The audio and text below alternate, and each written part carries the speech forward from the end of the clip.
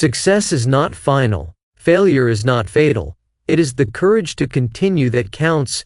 This profound statement, often attributed to Winston Churchill, is more than just an eloquent phrase, it's a blueprint for a resilient life. It speaks to two of the most powerful imposters we face on our journey: the illusion that success is a final destination, and the fear that failure is a permanent verdict. But the quote's true power lies in its conclusion, that the defining quality, the one that truly matters, is the simple, stubborn, and often quiet courage to take the next step. I want to tell you a story of Steve Jobs, the founder of Apple. To truly understand his journey, we must look at the moment his world fell apart. In the early 1980s, Apple was his kingdom. He had co-founded it in a garage and built it into a titan of industry. He was the wunderkind, the face of a revolution. His success seemed absolute, it seemed final. But then, the unthinkable happened. Following a power struggle within the very company he created, the board of directors sided against him. At the age of 30, Steve Jobs was fired.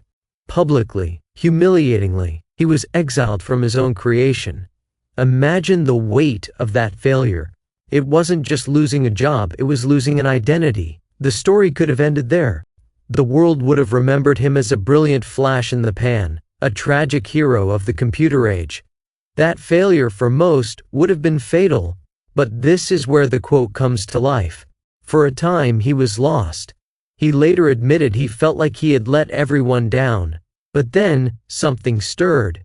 The passion that had driven him to create Apple in the first place hadn't died. It was the courage to continue. He decided to start over. He founded a new company next. While it was not a commercial giant, it was a hotbed of innovation, a place where he refined his ideas about software and hardware integration. At the same time, he acquired a small computer graphics company. That company's name was Pixar. He poured his own money and belief into it, and with the release of Toy Story, it didn't just succeed, it revolutionized the entire film industry.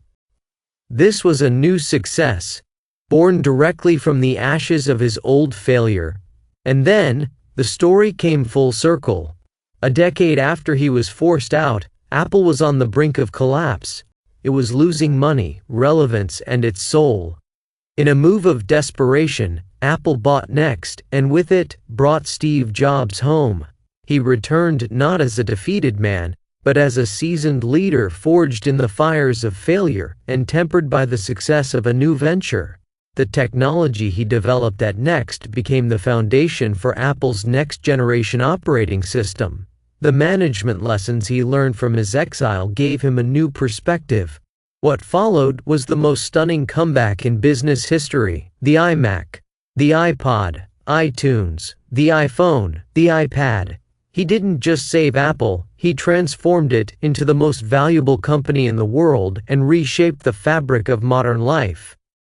His first success with Apple was not final. His devastating failure was not fatal.